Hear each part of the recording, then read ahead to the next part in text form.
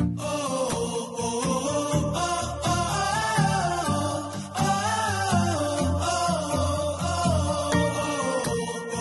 ang totoo, ang Pilipino, ang kabataang Pilipino na humahanga kay Vico.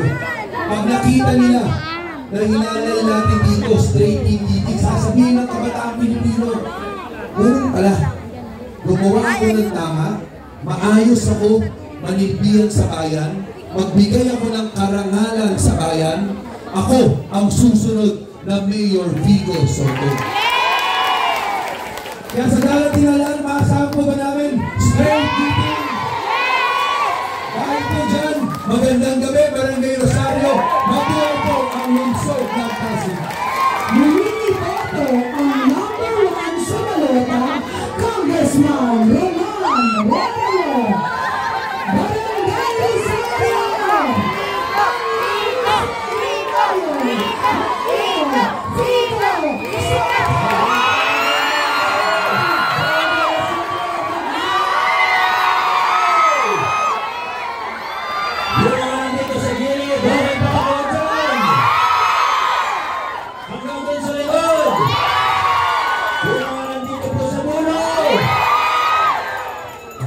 Ay, baka napapagod na po kayo, ha?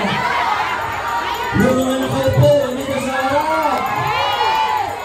Nay, ito muna kayo. Nakalay na po kayo. Sige, tayo po muna kayo. Grabe, Barangay Rosario. Sobrang init ang inyong pagkagat sa video ng Pasig. Maraming salamat po. Barangay Rosario, nandang po ba kayo? Barangay Rosario, excited na po ba kayo? Barangay Rosario, masaya po ba kayo? Naniniwala po ako. Kasi sobrang masaya po natin dito. Nagpasag na po kayo ng mga bintana. Sila kasama natin sa upper box. Maraming salamat po. Ma'am, maraming salamat. Wala naman nabaksakan na maraming salamat.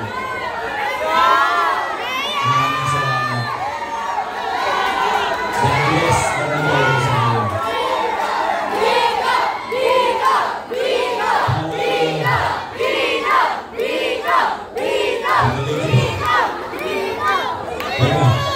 Sandali lang po. Dito po ako tatayo para makita ko po lahat. Sandali lang, hindi tayo matapos dito. Pwede po ba makiusap? Pakiusap po. Huwag itaas ang paa. So, next number.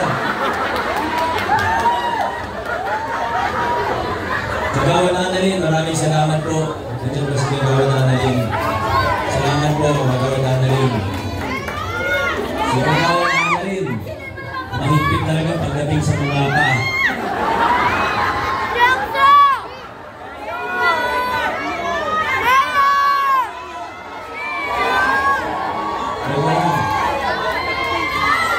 Ito na po yung mensahe ko.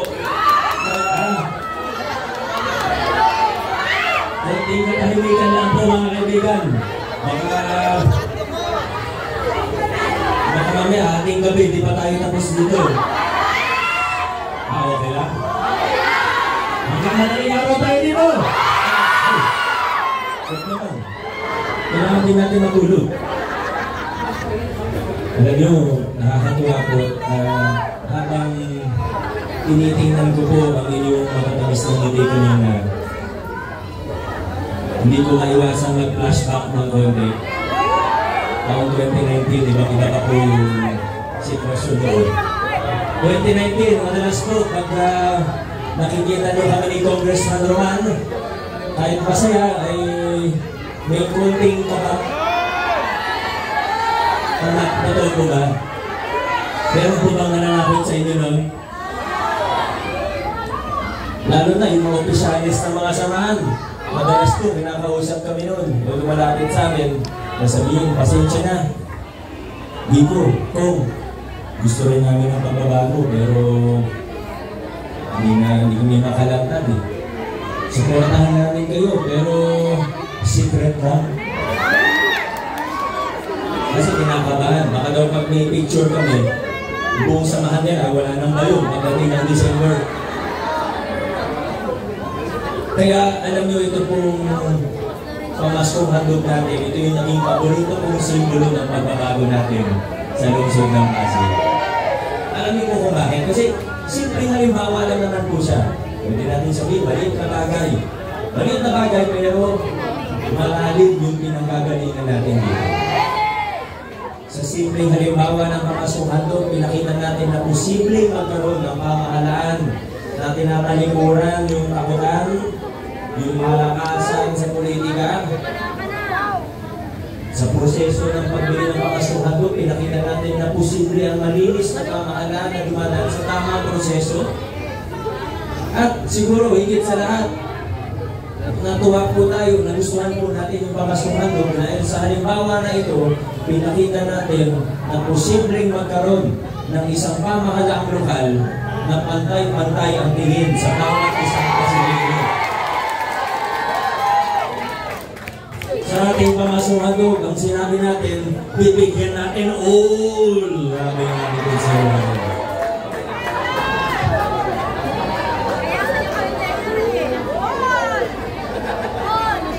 At mula 2019, tunay na layunan ang narating natin. Magbibigyan na lang po ako ng siguro isang halimbawa na lang. Bagamat marami akong pwedeng banggitin, isa na lang po para hindi na sobrang makakatotoo hanggang hating gabi po tayo dito. Sino po dito? Nakakasama po na tayo dito na senior na taas ng kamay. Senior high school na po kayo? Ano po? Senior citizen. Hindi na lang po natin ha. Senior citizen. Certified senior. Naalala niyo po na uso yung mga card, membership. Noong 2019, tinanggal ko yung blue card, yung privilege card. Maraming nagalit sa akin noong una. Pero fast forward, siguro nakita naman natin kung bakit natin ginawa yun. Dahil ayaw natin na may maliit lang na grupo, umiilan lang na senior natin yung nakatanggap ng libreng servisyo sa ospital at yung 3,000 pesos pagdating ng Pasko. Dati kasi nasa mga 40,000 lang po yung may blue card. Pero nung panahon na yun, mga 70,000 na yung senior, ilan lang po yung may card, siguro nasa kalahati lang. Kailangan na ilakad mo yung papeles mo, kung may kakilala ka sa City Hall, kailangan nagbabayad ka pa nga ng butaw sa asosasyon na NGO para makakuha ka ng mga benepisyo sa City Hall. Tinagag natin yan, tinapos na natin yung ganyang style. Ang ginawa po natin at ngayon, basta residente kang tunay ng lungsod ng Pasig, dito ka talaga nakatira sa Pasig City na at least 2 taon. Eh, kasama ka doon sa pinamahagi at Pasko. Pag pumunta ka sa ospital, sa totoo, hindi lang ito para sa senior, para sa lahat na ito ng Pasigeno. Pumunta ka sa ospital, PCGH, yung dating Chatsok na ngayon kinonvert na para lumaki. Isang general hospital na rin po siya. Mula 60 beds, 120 bed na po. Yung Pasig Hope Medical Center na po ngayon. Pag pumunta kayo doon sa dalawang hospital natin ngayon, hindi tatanungin kung may card kayo. Wala silang pakialam kung may privilege card kayo. O may blue card, wala matatanong sa inyo kung butante po kayo. Hindi hihingin yung precinct number ninyo.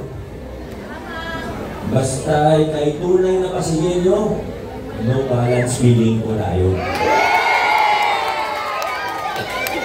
Kaya po ninyo, pagka malapit na ang eleksyon, maraming nangangako. Hindi naman bago lumang pagtuloy na po yan, di ba?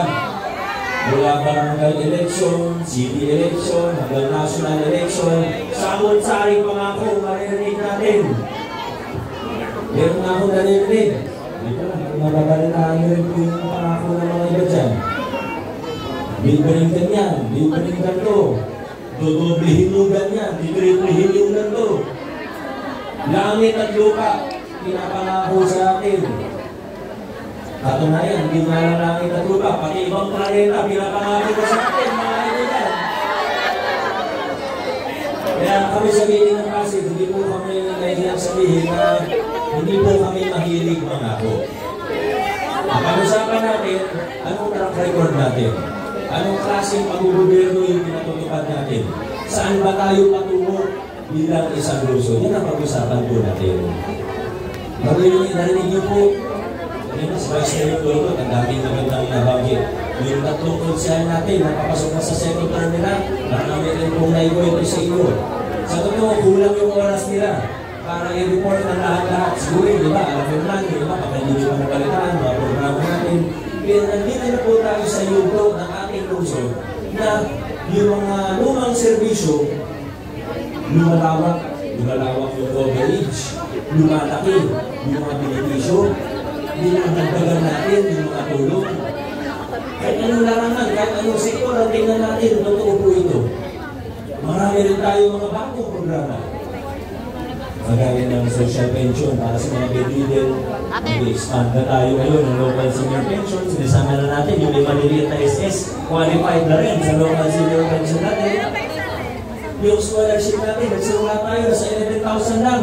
Ngayon, nasa 25,000 na po. Meron pa tayong pagkasa scholarship program.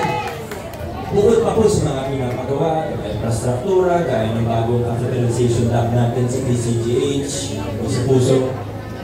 Kaya na iba't ibang kalsada, halos tapos na po natin lahat ng kailangan gawin for barangay. Yung bagong elderly care facility po natin, nagbukas na isang buwan lang. Yung dialysis center natin, na isa sa pinakamalaki sa buong Pilipinas. Pero higit pa rito, ang importante po pag-usapan natin, bakit ba natin nagagawa ang mga bagay na ito?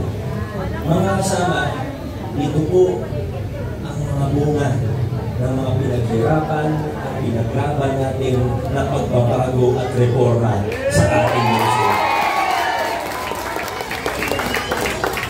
May iba po na handang gawin ng kahit ano, handang gawin ng lahat. May kita nyo naman po kung paano kumilos, kung ano yung ginagastos, ano yung mga ginagawa, yung mga lumang style ng politika. Kaya ang tinawag na trapo, traditional politician. May kita na natin yung kilos at galaw ng iba. Kita na kung bakit ang gawin ng kahit ano, makabalik lang sa pwesto. Maaaring may bagong mukha, pero siguro sila rin yung hindi man sila nakaupo nun. Sila yung mga kontratista, sila yung mga nakadikit, yung mga sinasabi nating lumang kalakaran, maaaring sila yung mga nakikinabang doon. Yung mga nalampasan na natin, gusto nilang balikan. Yung inukwento kanina ni Palisabay, nakikita natin, namumuhunan. Ang pwedeng sabihin, alam niyo ba, sinita kasi ako isang politiko, pag sinabi mo na, ba't ang laki mo gumastos? Siguro babawiin mo yan. Alam naman natin, totoo, di ba? Pero yung depensa ng traditional politician, ang depensa ng parang sarili niya, sasabihin niya, bakit tumutulong na ako? Gusto ko lang makatulong. Yan ang linya nila. Pero tingnan natin ang maigi. Una, ang tulong sa akin ng mga magulang ko, kung gusto mong tumulong sa kapwa mo, hindi ka dapat humingi ng kahit anong pabalik. Kung gusto mong tumulong at totoo yung pagtulong, ang totoong tulong, walang hinihinging kapalit. Yan po una sa lahat. Pangalawa, ito, lalo na sa nanay ko. Alam nyo, wala naman sigurong masamang ipagbiyabang ko ang aking nanay. Kilala niyo naman ang nanay ko, di ba? Tama po ka sa pangalan? Omi! Anong Omi? Omi!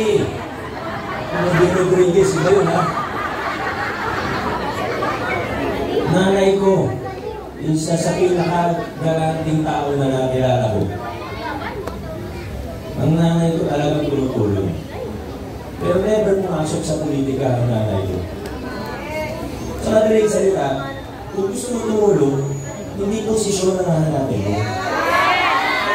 Dapat pinipili natin para sa posisyon kung sino yung pinaka-kwalipikado, kung sino yung pinaka-maayos. Hindi, pero pangatlo, tingnan din po natin. Kung sige, sabihin natin, pagbigyan natin sila, tulong-tulong. Kaya kasama tulong. Pag may nakikita na tayo, totoong tulong sa tao. Kasi pa nga na magpapasalamat sa kanila. Pero pansinin po ninyo, sa laki ng ginagastos, hindi lang milyon na bilyon ang ginagastos.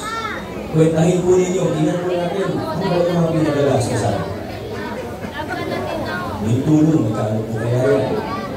Pag tingnan po talaga natin, yung sinasabing tulong, yung ayuda, yung bigas, yung mga tulong ka, maliit lang na bahagi yun sa ginagastos nila.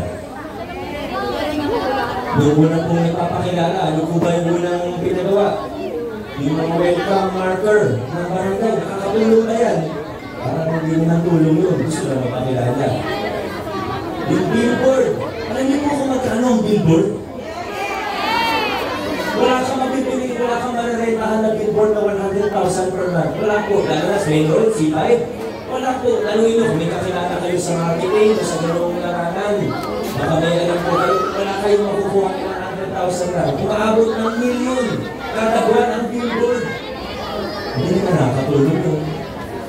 So, malinaw na hindi tulong yung anak ko yung posisyon. Pero alam niyo, hindi naman ako nababahala. Kaya ako lang po binabanggit ito. Kasi ito po yung naging siklo sa buong Pilipinas. Ito yung naging siklo na kaya tayo na-stack up bilang isang bansa. Kaya tayo hindi makaawon-awon mula sa kahirapan. Kaya na-stack tayo sa siklo ng korupsyon. At ganito klaseng politika. Pero ang magandang balita po sa lungsod ng Pasig, naputol na natin itong masamang siklo. Naputol na natin itong mga masama.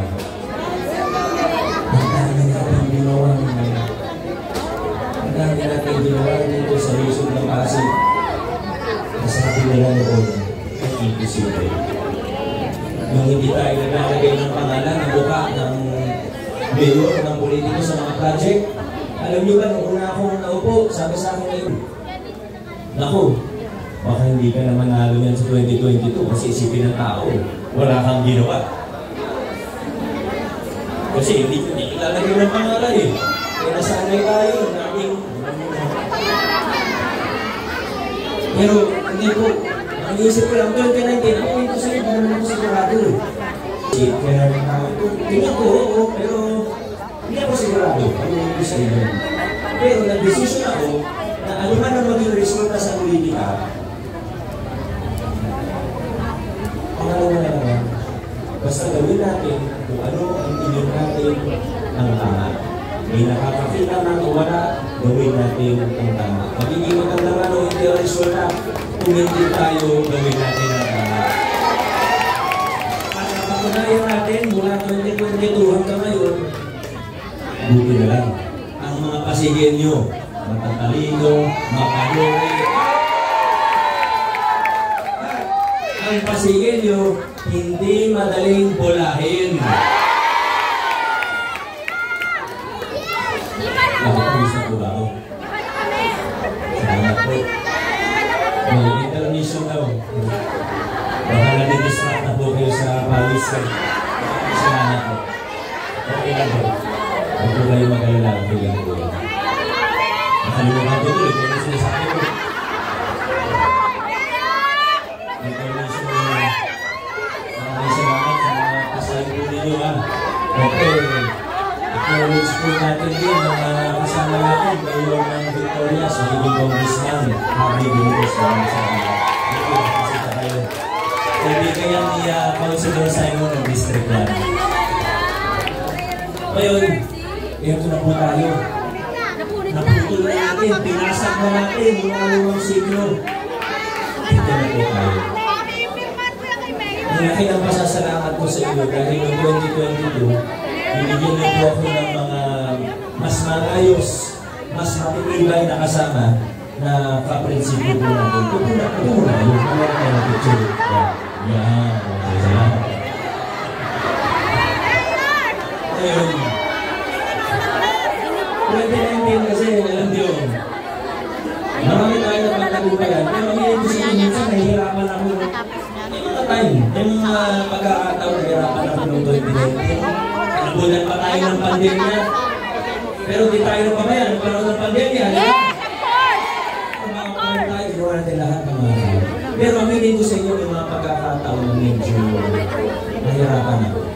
Kasi gusto natin malinis ang pamamahala.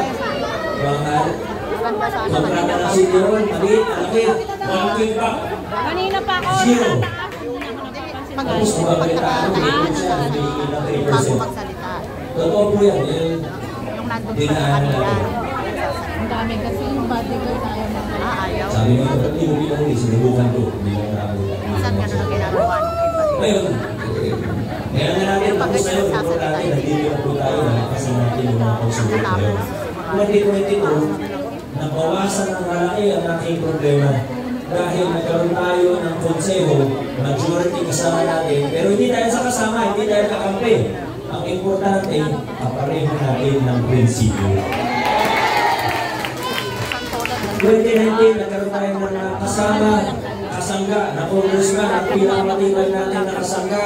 Kahit di ko panggitin, alam ko sigurado na po kayo, congressman, kung ano ang wala po yan. Pero noong 2022, nagkaroon din tayo ng konseho, paumunan ng isang vice mayor, Pawis na pawis na. ayos, Kawawa naman. professional, Nadyan lang ako ngayon. alam niyo kung gaano ka-professional si Vice Mayor Dodot. May meeting kami, 8 a.m., 7:59, nandun na po siya, mga kasama. Pero mas importante pa, may paninindigan. Umayos ang City Council dahil kay Vice Mayor Dodot Jaworski. At yung tatlo natin kasama sa District 2, na papunta na sa ikalawang termino nila, masasabi ko po, sila ay totoong nagtrabaho. Marami tayong nagawa na hindi ko po nagawa kung hindi sila kasama. Pagpapatupad ng ordinansa para mas mapadali ang pagpapakabit ng kuryente, para maging legal at ligtas, imbis na jumper, imbis na submeter, flood control master plan na nasa ikatlong buwan na po ng pagbabalangkas para hindi tagpi-tagpi yung gawa ng City Hall. Ang tumulong sa akin dyan, Councilor Bubu Slim, ang bumbilya ng konseho. Pagpapatupad ng solar ordinance para sa tayo sa mga una. Social pension bedridden. Wapo natin yan sa tulong ni Councilor Angelo De Leon.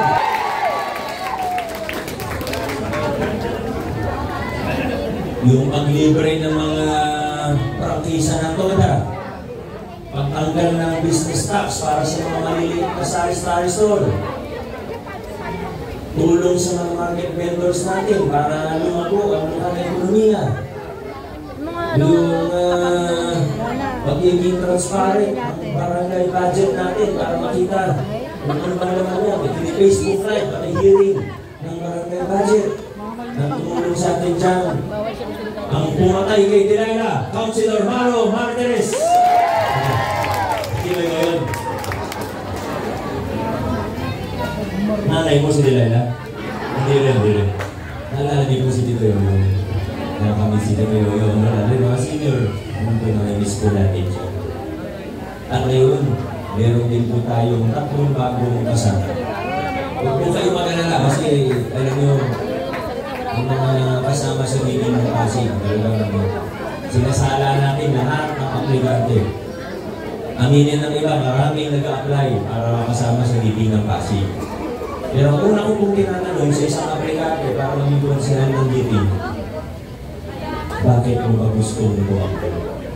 Ba't mo gusto maging konsihan? Kasi dahil may nabalitaan ka noon na ganitong kalakaran at marami kayong mga kawakan na pera, ay wala tapos na ang mga panagay. Kung yan ang intention mo, hindi ka bagay sa meeting ng Pasig. Ito tatlo natin bagong kasama, nakitaan po natin sila ng malinis na intention, magandang mangarin. Tunay na gusto ng maglingkod at gusto nila maglingkod ng tapat sa Pasig. Ngayon po ang number 10 sa ating mga balota. Naging chairperson ng National Youth Commission. Sa totoo, ang national na posisyon ito, undersecretary na po siya nun. Pero gusto niya raw tumulong kasi kung saan siya nakatira. Nakatilapas lang po siya, hindi naman po ganun kalayo mula dito. Nakikita natin sa kanya, maraming magandang ideya sa larangan ng pagninegosyo, youth empowerment. Kaya magiging malaking asset sa ating lokal na pamahalaan, si Councilor Brian Enriquez. Buti na kumasabi, Ryan Agoncillo na tayo. Number 13 sa ating mga balota. Warren, anong pangalan niya? Warren Incenso. Ano pangalan niya? Warren Tosino naman. Naalala niyo po nung naging kagawad niyo si Warren Tosino? Ay, Warren Incenso pala. Ang tanong ko po sa inyo, nung kagawad po si Papa Warren dito, nung kagawad si Warren dito, lagi ba siya nakaganto pag nagsasalita? Meron na po ba siya nun pa? Ngayon na lang? Hindi ka naman pala ganun dati nangyari. Kasi ngayon napapansin ko, huwag nagsasalita, maganyan nga na. Huwag na po kalimutan ang inyong kabarangay. Malaking maitutulong nito sa atin para sa mga senior citizens at pati sa mga experience niya, masishare niya yan. Yung sa edukasyon, pati sa pag-negosyo, livelihood. Warren Inocencio. Last but not the least, ito po, number 15 sa ating mga balota. Sabi niya na, save the cutest for last. Kaya na, talaga naman. Number 14 sa ating mga balota, naging kagawad ng Mayguna. Maganda yung programa niya laban sa malnutrisyon. Ako po, bilang mayor, pinag-aaralan ko po yung programa niya. Bilang kagawad. Kaya sigurado po ako, magiging malaki ang tulong niya sa atin. Ang apelido niya po ay hindi Abunda, Raimundo. Malinaw na po tayo, Boy Raimundo. Mga kasama, mga Barangay Rosario, malayo na po ang narating natin bilang isang luso. Inayawan na natin ang takutan, inalimutan na natin ang palakasan, giniba natin yung sistema ng korupsyon sa City Hall. Hindi pa natin kaya sabihin na perfecto tayo dahil wala naman po perfectong gobyerno. Kaya po siguro natin sabihin na tayo ay nasa tamang direksyon. Kaya kung naniniwala po tayo, mga kasama, na tayo po ay nasa tamang direksyon bilang isang lungsod, huwag na po tayong lumigo-ligo. Mas lalo tayong huwag mag-U-turn pabalik sa mga lumang kalakaran na tinapis na natin. Mga kaibigan, sa lungsod ng Pasig, dire-diretso lang po tayo para natin, pasunod, pagpasa sa kalungan, Pasig City. Maraming salamat sa iyo lahat. Muling iboto ang number 4 sa balota, Mayor Vico Soto, Barangay Rosario, Bold State, Kiting ng Pasig. Maraming salamat po.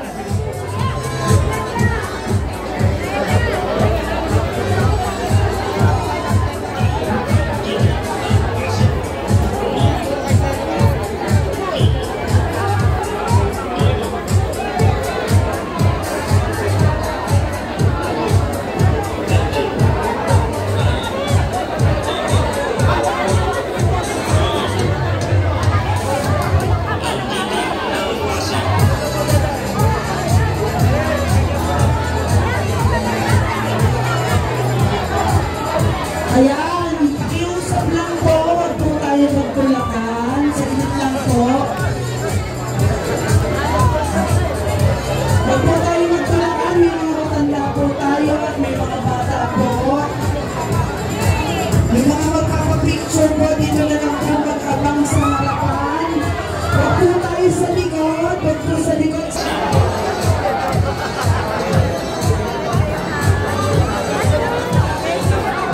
Ayan, wag po magtulakan, pakiusap lang po. Wag po tayo magtulakan. Wag po sa likod, sa harap na lang po tayo. Sa harap po para makapagpa-picture po. Sa harap po tayo, wag po sa likod. Salamat po. Dito po tayo sa dadaanan.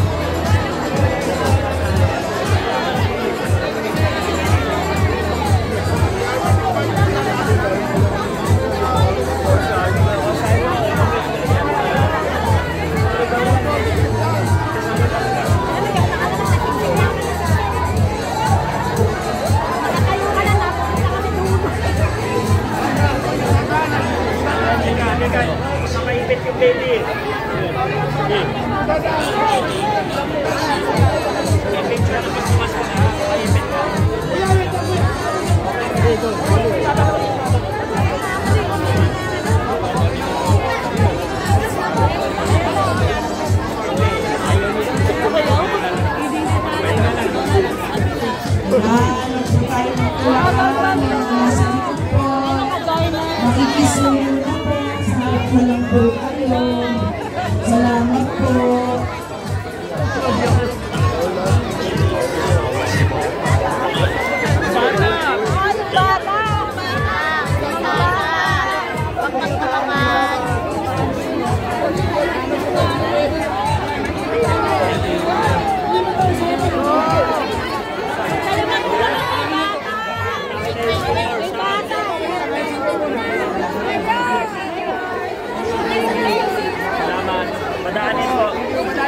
Padaanin po. Maraming salamat. Ano, dali lang.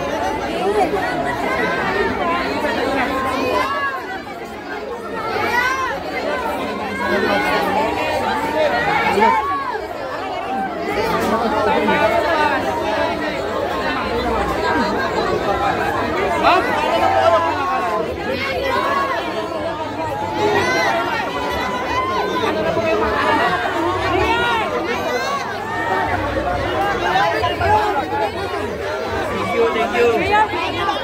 Salamat. Wala magtulak. Huwag magtulakan, kawawa ang senior.